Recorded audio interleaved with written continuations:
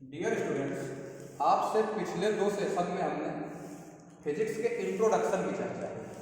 अब आज से आपका पहला टॉपिक फिजिक्स का कक्षा 9 का स्टार्ट हो रहा है और चैप्टर का नाम है बेटा गति। इंग्लिश में इसको कहा जाता है मोशन। गति क्या है, किसे हम गति कहेंगे। अब जैसे मान लेते हैं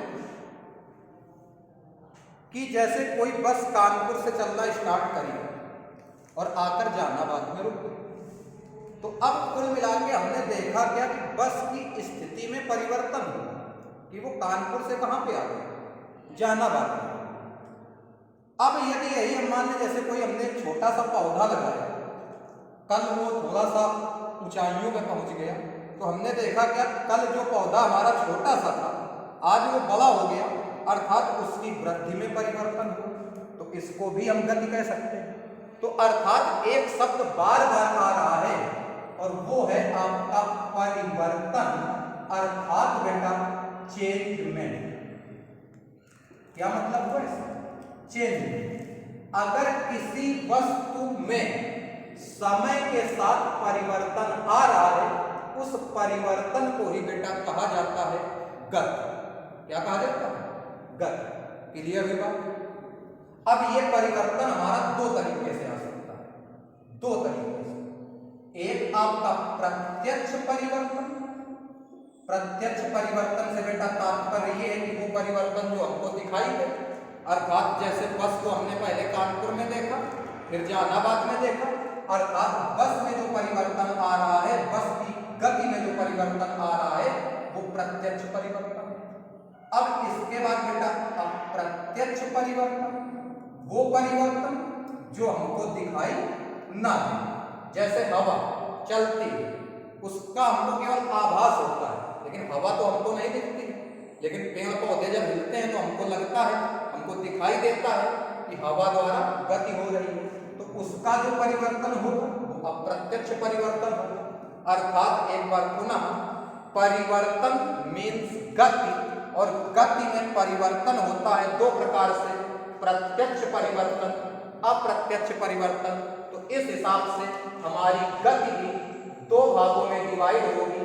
पहली होगी आपकी अप्रत्यक्ष गति और दूसरी बेटा होगी प्रत्यक्ष गति। एग्जाम्पल के तौर पे जैसे ले लिया जाए हवा का चलना, हवा का चलना हमको नहीं दिखाई देता।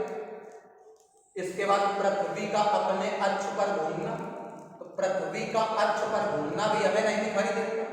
प्रत्यक्ष गति में जैसे मान लो कुछ बच्चे मैदान में दौड़ रहे हैं, तो मैदान में बच्चों का दौड़ना, और इसके बाद बस या ट्रेन का सड़क और पटरी पर चलना, अर्थात जो गतियां हमें दिखाई दें वो प्रत्यक्ष गति है, और जो गति हमें दिखाई ना दे वो आपकी अप्रत्यक्ष गति है।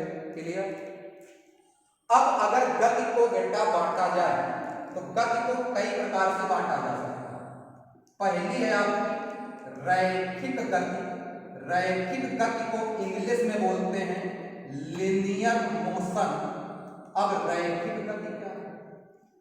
जैसे मान लीजिए आपने सड़क पर मोटर वाहनों को चलते हुए देखा हो, तो वो सड़क के ऊपर चलते हैं एक दिशा में, अर्थात जब हमारी गति की दिशा एक तरफ हो, अर्थात एक दिशीय हो, एक ही तल पर हो, उस गति को हम कहते हैं रैखिक गति।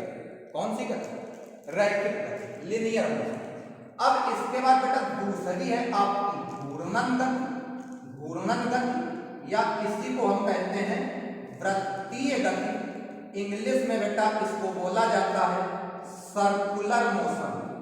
कौन सा मोशन? Circular motion.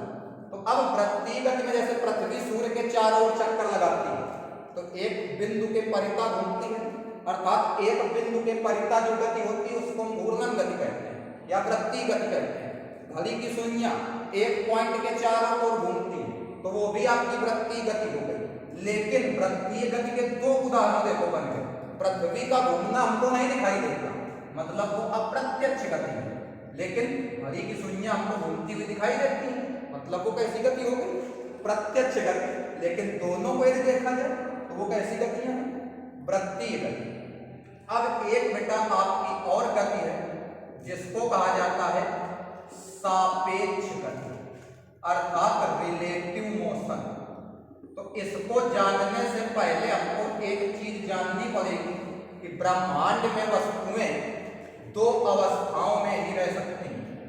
पहली है आपकी विरामावस्था अर्थात पोजीशन ऑफ रेस्ट, और दूसरी है बेटा गति अवस्था अर्थात पीरियड ऑफ मोशन।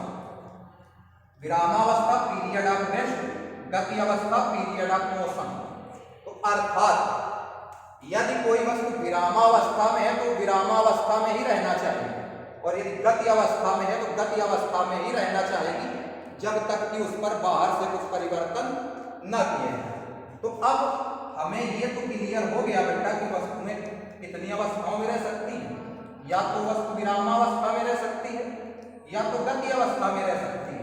तो सापेक्ष गति इन्हीं अवस्थाओं के मध्य संबंध बताता है कि जैसे आपने देखा होगा जब हम बस पे बैठे होते हैं और बस में बैठे बैठे हम बाहर स्थित मकानों को, पेड़ पौधों को देखते हैं तो हमको वो गति करते हुए दिखाई देते हैं अर्थात परिवर्तित दिखाई देते हैं, जैसे चल रहे हैं।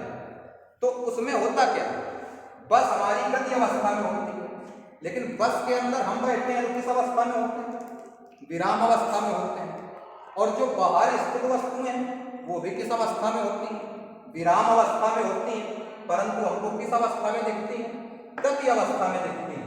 तो सापेक्ष गति को हम कैसे कहेंगे, जब हम किसी गतिमान वस्तु के साथ विराम अवस्था में होते हैं तो बाहर स्थित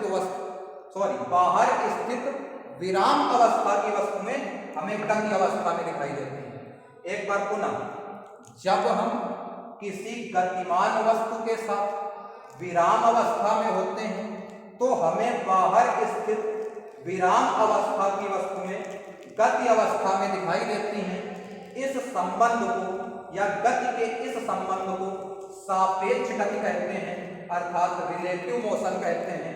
एग्जाम्पल के तौर पे हम एक चलती हुई बस में बैठे हैं तो बाहर स्थित पेड़ पौधे, मकान इत्यादि हमको गति अवस्था में नजर आते हैं अर्थात वो घटना सापेक्ष गति को व्यक्त करती है। बाकी चर्चा अगले सेशन में।